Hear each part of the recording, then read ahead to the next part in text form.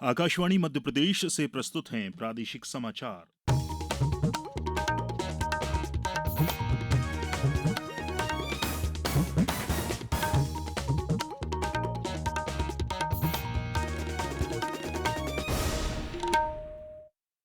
नमस्कार, समाचारों के साथ मैं राशिद अहमद खान।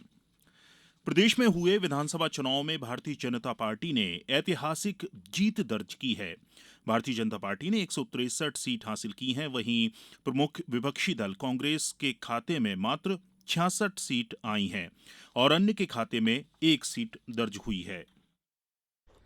मध्य प्रदेश में भाजपा को मिले जनादेश में सबसे चौंकाने वाला अंतर वोट शेयर का है। भाजपा को 48.55% वोट मिले हैं, जो 2018 के चुनाव से 7.53% ज़्यादा है।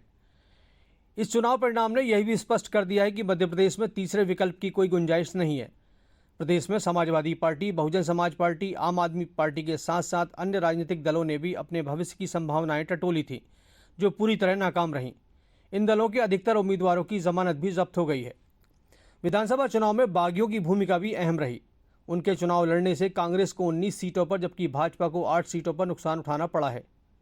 एक अच्छी बात यह भी है कि विधानसभा चुनाव में 27 महिलाएं जीतकर आई हैं। इनमें से सर्वाधिक 21 भाजपा से हैं। संजीव शर्मा, आकाशवाणी समाचार, भोपाल। प्रदेश की हाई प्रोफाइल सीट में शुमार नरसिंहपुर जिले की नरसिंहपुर विधानसभा क्षेत्र से भारतीय जनता पार्टी के प्रत्याशी और केंद्रीय मंत्री प्रहलाद पटेल ने कांग्रेस के लाखन सिंह को 31,000 से ज्यादा मतों से हराकर अपना पहला विधानसभा चुनाव जीता है। जीत के बाद मीडिया से बात करते हुए श्री पटेल ने कहा कि ये प्रधानमंत्री मोदी का मैजिक है। नेता हमारे पास था, नीति हमारे पास थी, विकास का मॉडल हमारे पास था। जो लोग समाज को तोड़ने की कोशिश करते रहे, कांग्रेस का वो चेहरा बेनकाब हुआ है। लालच की राजनीति को इस ईमानदारी ने परास्त किया है। ये मोदी नाम का मैजिक है। संसद का शीतकालीन सत्र आज स्थगन और हंगामे के बीच शुरू हो गया है। ये सत्र इस महीने की 22 तारीख तक चलेगा। इस दौरान 15 बैठकें होंगी। सरकार ने कहा है कि वो सभी मुद्दों पर बहस के लिए तैयार है, लेकिन इसके लिए अनुकूल वातावरण बनाना विपक्ष पर निर्भर करता है। संसद के शीतकालीन सत्र के दौरान कुल 19 विधेयक लाए जाएंगे। इनमें भारतीय न्याय संहिता, भारतीय नागरिक सुरक्षा संहिता, भारतीय साक्ष्य अधिनियम, मुख्य चुनाव आयुक्त और अन्य चुनाव आयुक्त नियुक्ति, सेवा की शर्तें और कार्यकाल की अवधि विधेयक, केंद्रीय विश्वविद्यालय संशोधन विधेयक, जम्मू और कश्मीर पुनर्गठन संशोधन विधेयक शामिल हैं। ये सत्र 17वीं लोकसभा का आखिरी पूर्ण सत्र है। गृह और सहकारिता मंत्री अमित शाह ने कहा है कि वर्ष 2022-23 में खादी का कुल कारोबार 1,35,000 करोड़ रुपए को पार कर गया है। इसकी वजह से लाखों लोग आत्मनिर्भर बनकर सम्मान के साथ अपनी आजीविका कमा रहे हैं। श्री शाह ने अहमदाबाद में एक कार्यक्रम में कहा कि केंद्र सरकार रेलवे में कुल्हड़ वाली चाय शुरू करने की व्यवस्था कर रही है। गांधीनगर रेलवे स्टेशन पर इसकी शुरुआत हो चुकी है।